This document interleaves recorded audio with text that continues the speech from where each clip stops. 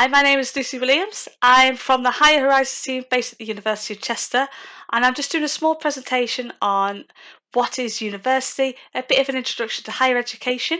You might be in school and not done your GCSEs yet, but it's good to start forward thinking, or you could be at the stage of applying to university, and hopefully this will help you answer some of those questions you may have. Okay, so the aims of the session is to see what a day-to-day life looks like for students, look at some higher education terms and what they mean, some of the diverse ranges of courses you can do. There's absolutely loads you can do at university, a bit of information about student finance, and also help point you to where you can find out more about university. Now, with this presentation, I have attached a quiz for you to do, and that's for you to do right now. We want to know what you already know about university. You could know all the questions and get them all right immediately. That's great, you have all your questions answered. Or you might not know as much, and that's fine as well, because this presentation is going to reveal all the answers that is on your quiz sheet. So just take 5 minutes now, fill out as much as you can. Don't worry if you don't know much, because we are going to go through it. Okay, thank you. You can pause. I'm going to move on, so you can press pause now if you haven't completed your quiz yet. Okay, so the big question, should I go to university? Now, some of you out there might have already thought about university. There are careers out there that you definitely need a degree for, and that might be your dream career. So you might already have it in your head, I have to go to university. And some of you might not be so sure. You don't know what they want to do in your future career, and you don't know if university is worth it. And you might have loads of questions, and hopefully this presentation is going to answer those questions for you. Again, you could be in year 9 who are unsure, but you could be in year 9 and you definitely know you want to go. You could be in year 12 and you might be unsure, or you might already know that you want to go. That's completely fine. So don't worry if you are unsure. There's nothing wrong with that, but hopefully I can give you the information that can help you make that decision a bit easier. Okay, so what is a university? I've said the term quite a few times now, and some of you might not know what a university is. You might not live in a city that has a university or seen one or visited one, so you might not know much about it. So a university offers something called a degree, and it's a degree program. So say, for example, it's the same when you go to school. The qualification you get at the end of school is a GCSE. You move on to college. The qualifications you get at the end of college could be A-levels, BTECs, apprenticeships, these new T-levels that are getting introduced this year, NVQs. They're some of the qualifications you can get at the end of college. And a degree is what you get at the end of university, with the funny little hats you wear and the scroll. You have to be 18 years old to start a university course. So this happens after college, apprenticeships, whatever you do after school. This is the next step after college. And a university degree, it varies over different courses, but they usually last between 3 and 4 years. But say, for example, you want to be an architect, I think it takes up to 5 to 6 years. You need to do some placements. If you want to be a GP, again, I think it takes up to 6 to 7 years. Obviously, you need a lot of training in those particular jobs. But the usual, most degrees probably last 3 to 4 years. And you can study either one subject for that time, or you can combine and do a joint honours and do 2 subjects. There might be 2 subjects that you're really passionate about. You don't know which one to choose for your degree. There might be the option to do both of them together. It's not double the amount of work. It's kind of 50-50 for the first 2 years. And then on the 3rd year, you decide which one you want to major in and which one you want to minor in. Some people might say it's quite good because it opens doors to more careers and opens horizons. And you get to study 2 subjects that you're passionate about. So it might be quite good. So what is a university? Yeah, so you're not just studying in a classroom, it's inside and outside the classroom. There's something called the Students' Union that you may not have heard of before. So every university has a Students' Union, and they're nominated people. So the students vote them in, kind of like a presidential election. They vote whoever they want in to help make the university experience a better one for students, to help get their voice heard. And the Students' Union helps with things like setting up weird and wonderful societies and clubs that you might join. So, say for example, you might be at college or university, there are some after school clubs that you could join: the football team, the rugby team, the netball team. There might be a few more, but probably not that many. When you go to university, there are around 100 different clubs and societies that you can join. And that, yes, you have your rugby teams, your football teams, your netball teams if you want to carry on that sport, but you can try out new things that you've never heard of before. There's a Quidditch team in some universities that doesn't give you the magic spell of flying, but universities compete against each other. There may be a broom, I'm not sure, and throwing balls and snitches through hula hoops, I think. You could do things like circus skills. You could join that society if you like. There's also good societies for including people. So there are societies for most religions, because there's a lot of international students that go to university. They're not all just from your city or your country even. They come from all over the world. So there'll be societies to help them feel more included and get them connected with other people from their culture. And LGBT as well, you can join that society. So absolutely loads. You could even be a union representative yourself. So like I said, you are voted in. So there is a student president, there's a student vice president, there's a student president for societies, a student president for activities and welfare, well-being. There's loads of roles. So you can put yourself forward. This is in your third year. You put out your flyers, you make banners, and you try and get as many votes as possible, and then you can work for the university. You get paid for that as well, and you get to stay on university campus and help students get their voice heard and how to make the university experience better for them. And you could be one of those people.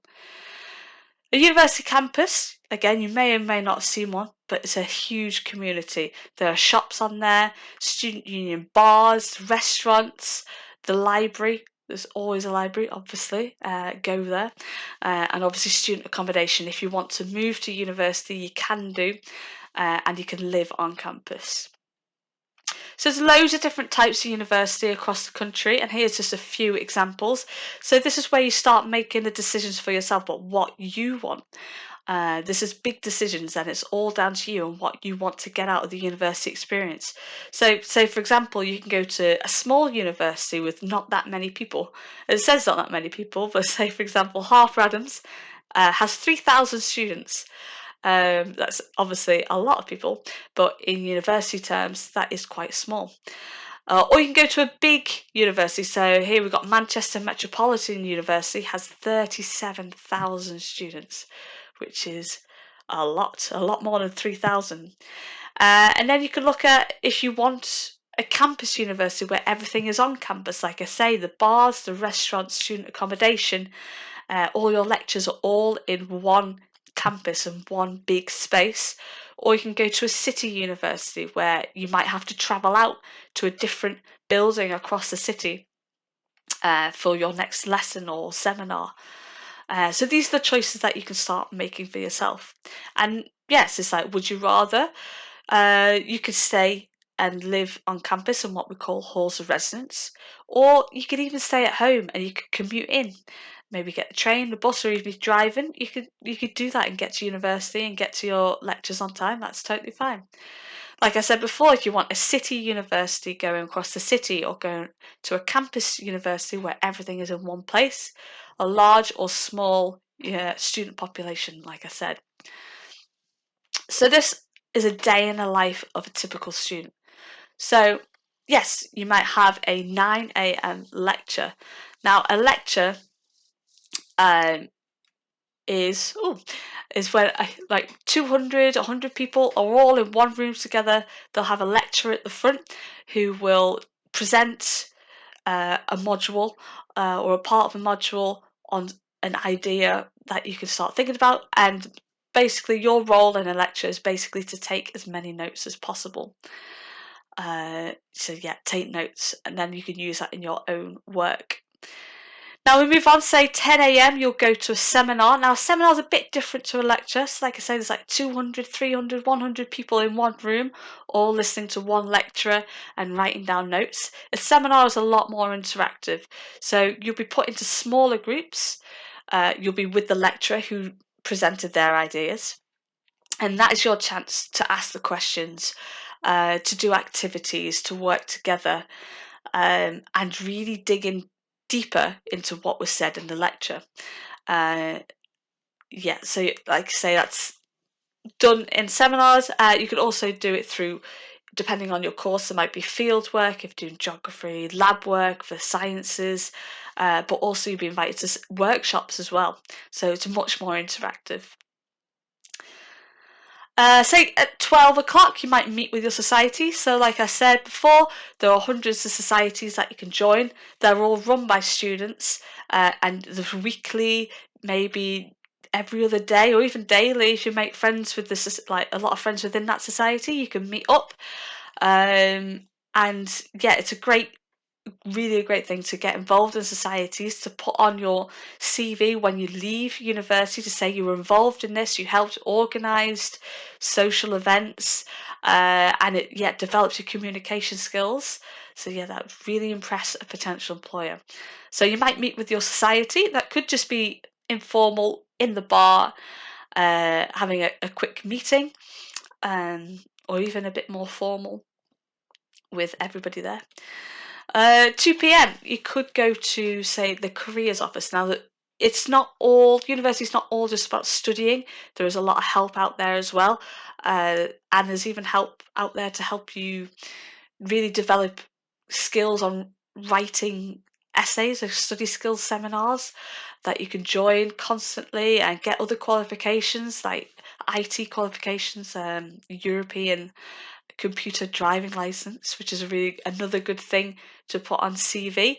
And yeah, the careers office to help you think what you're going to do next and how you're going to tailor your degree to the job that you want to do. And it says there's opportunities to live or work abroad. That's a really great opportunity, and great experience again. And just to make your degree different and stand out to somebody else who has a degree. What did you do? I worked abroad, and this is all the skills that I learned from that.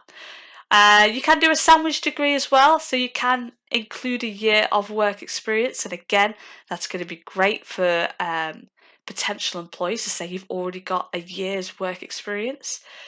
And yeah, it's just about making your degree different and being able to develop skills such as communication, presentation, problem solving, and that could be through, like I say, taking those opportunities to volunteer, to work abroad.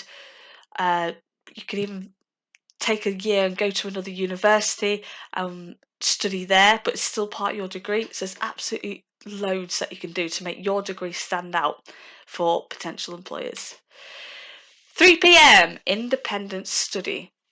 So yeah, this is the first time maybe, or you might have a bit in college where you have free time.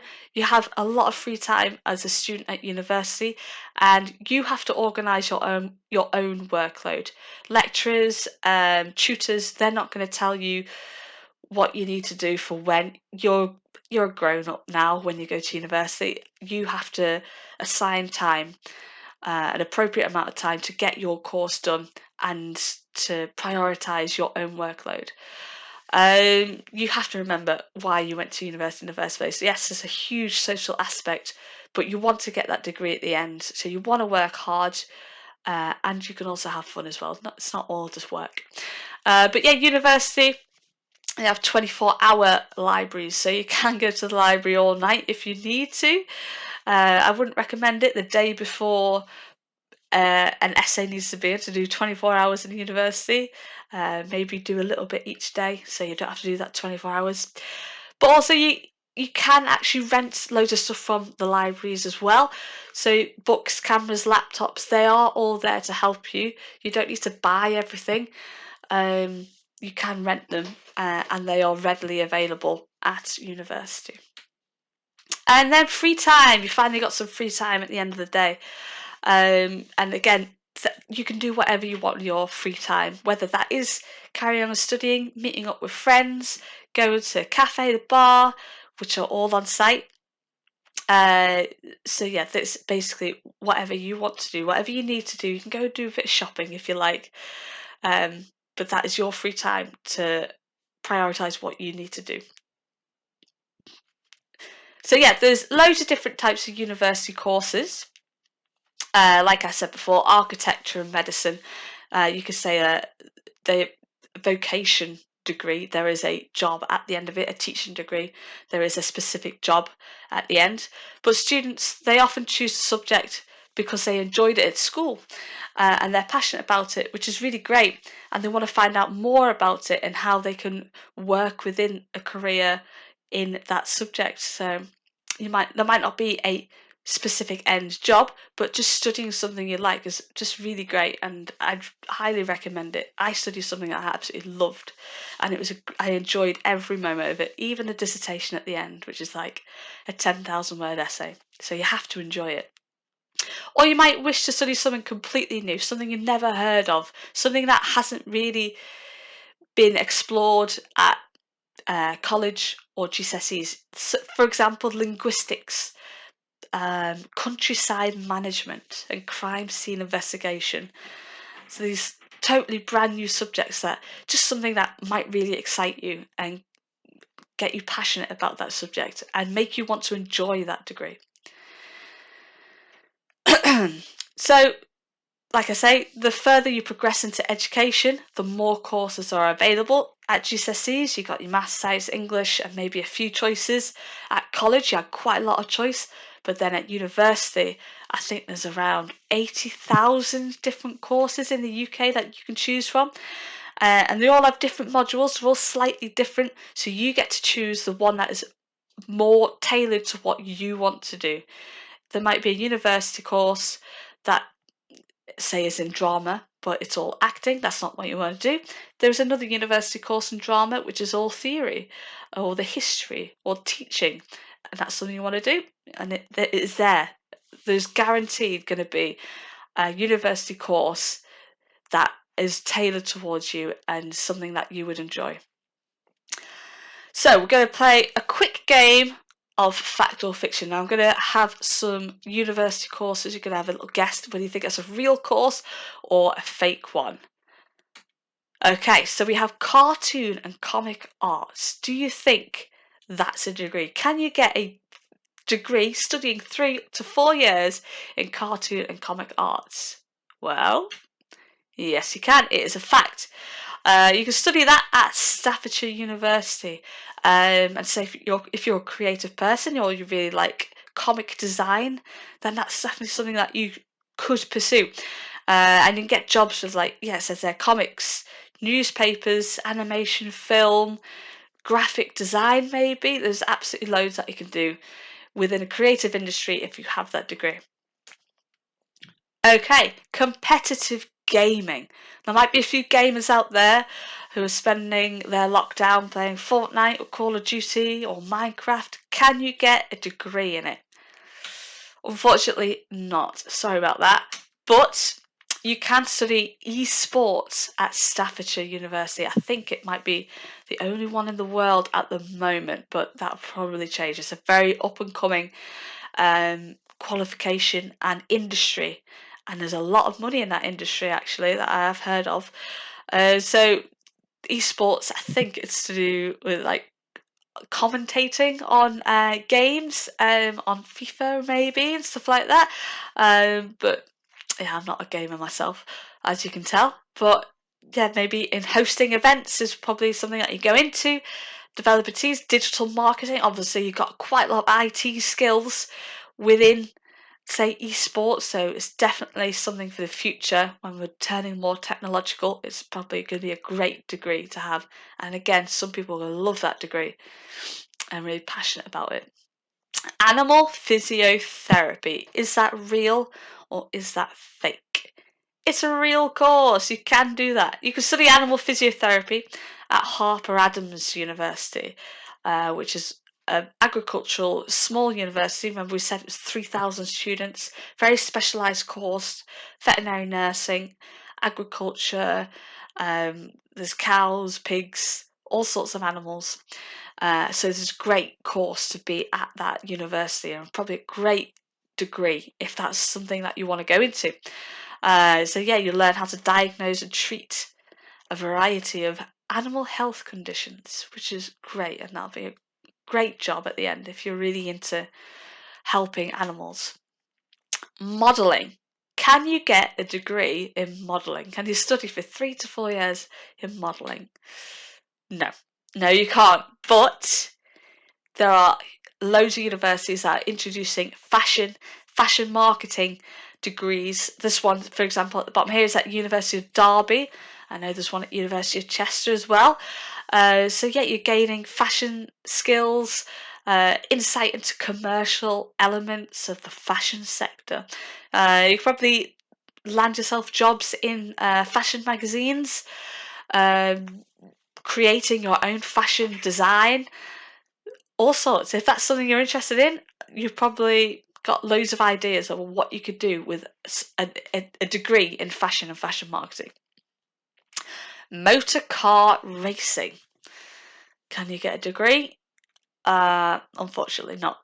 But there is always a but. You can study automotive engineering at Manchester Metropolitan University. If you're really interested in engineering and motor skills, this is probably a really great course.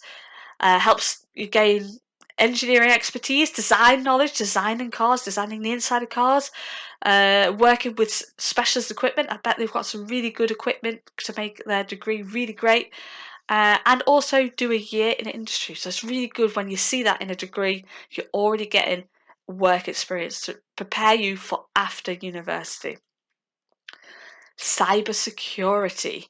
Can you do that? Absolutely. So you can do that at the University of Chester.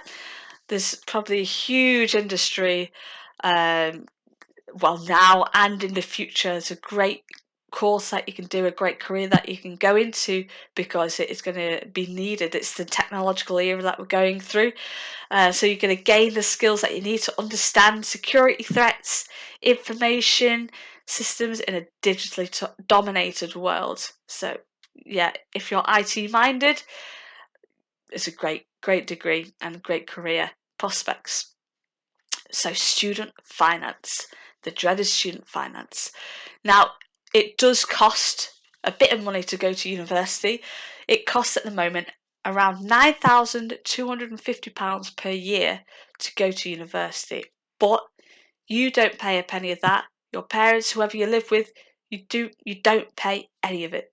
Nothing, not even a penny.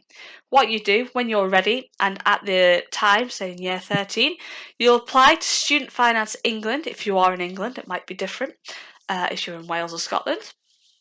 And you have to do an application form with a parent carer application as well, and they will pay the £9,250 per year.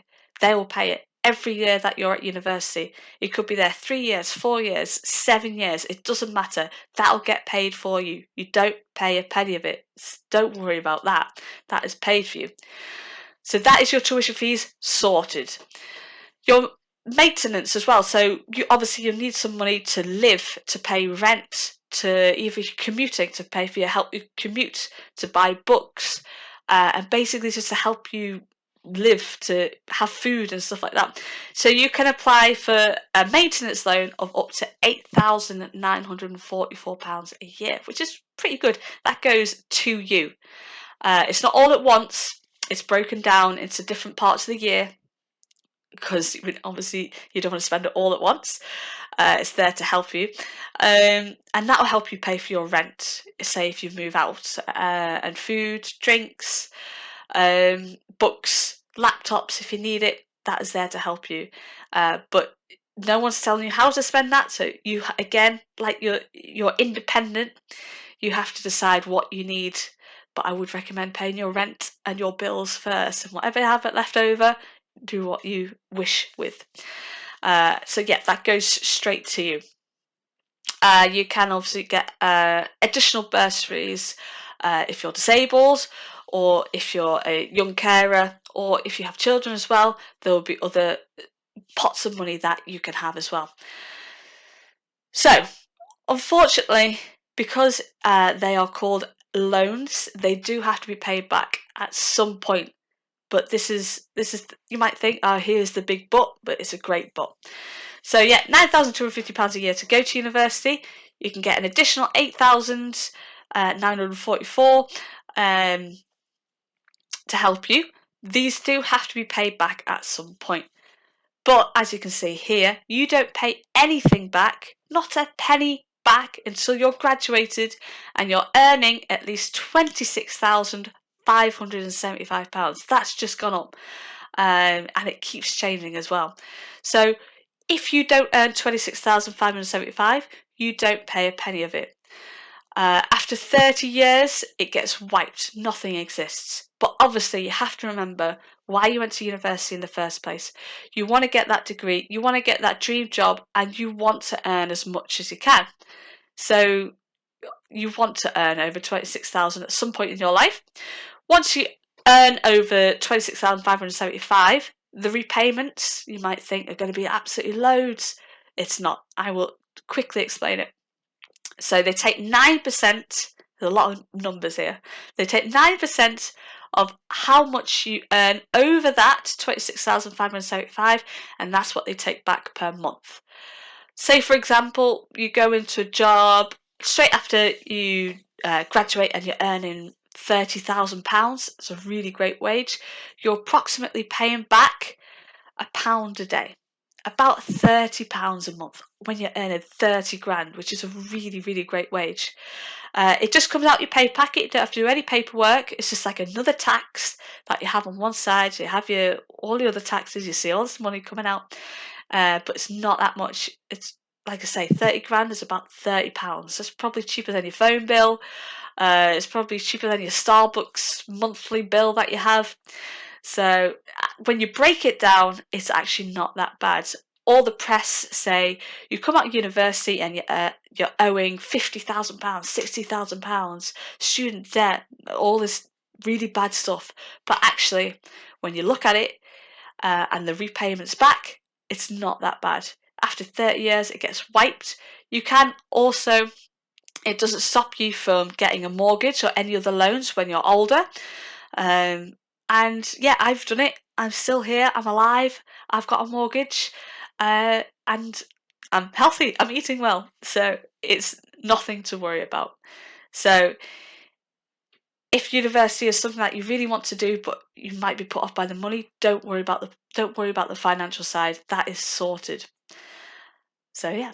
It's a great slide. So you probably thought here's the doom and gloom of student finance, but actually it's great. It's the best loan that you could get. No other loan is going to say pay us back only when you can afford to. Other loans will be knocking on your door taking furniture. So this is the best loan that you can get. Okay, right, we have come to the end. So hopefully you have spotted some more answers to the questions that we put onto your quiz. So maybe hopefully you have a full set of answers on your quiz. If not, I can explain what you can do next if you have any extra questions. So just a quick overview. You go to university and these are the things that you can get from it. Obviously an academic knowledge of the subject that you studied for that amount of time, employability skills such as communication, working in teams, working to deadlines,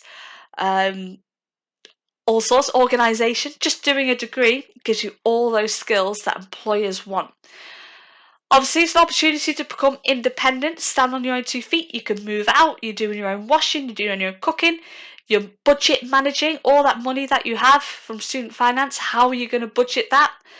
Like I said, it's the opportunity to work and develop skills and teamwork, communication, problem solving in classes, but also outside of classes as well. Say, for example, you're in a society, you develop those skills, or doing a work placement, or going studying abroad, or volunteering. All these great opportunities that university can give you, and to make your degree stand out from somebody else's. How are you going to make yours different? So your next steps, you could be in year 9, 10, 11, 12, 13, but it's good to start thinking about it now. Ask your teachers about their experiences. What university did they go to? What was their subject that they were really passionate about? Did they have any societies? Did they join any clubs or societies? Were they a student president? All these questions that you can ask them. UCAS is a huge website that's got all the information about all the courses that you can do in the UK. And that is when you are ready to apply, you will apply through the UCAS website, and they've got all sorts going on there now as well. So if you want a little bit more about how to apply and what you need to do, go to the UCAS website and they'll give you that information, but they'll also give you the information of every course in this country. Open days. Now, there might not be physical open days at the moment during this lockdown, but there are certainly virtual open days that universities are offering. University websites are having live Q&As, taster lectures, so get involved as much as you can. Research some. If there's a university that you're interested in, visit the website, have a look at the pictures, even if it's just something as simple as that, the courses they offer, and they might be doing a live Q&A as well, which is great. And yet we were offering a summer school. It's probably not going to happen, but it's something that you can still think about and consider, maybe for the next coming years. It's something that you can get involved in. But thank you very much. Okay, so I said before, if there are any questions that have been unanswered on your sheet, or you have any additional questions, then you can log on to higherhorizons.co.uk/ask. There are profiles of everybody who works at Higher Horizons across Cheshire and Shropshire. You might see, and Staffordshire. You might see my face, my colleagues' faces. Click on any of them, ask us the questions, and we'll get back to you as soon as we can. But until then, thank you very much and have a nice day. Okay, we have a short survey we'd like you to fill out about the Introduction to Higher Education session that you have just seen. The link is here on screen, but it'll also be beside the video or just below.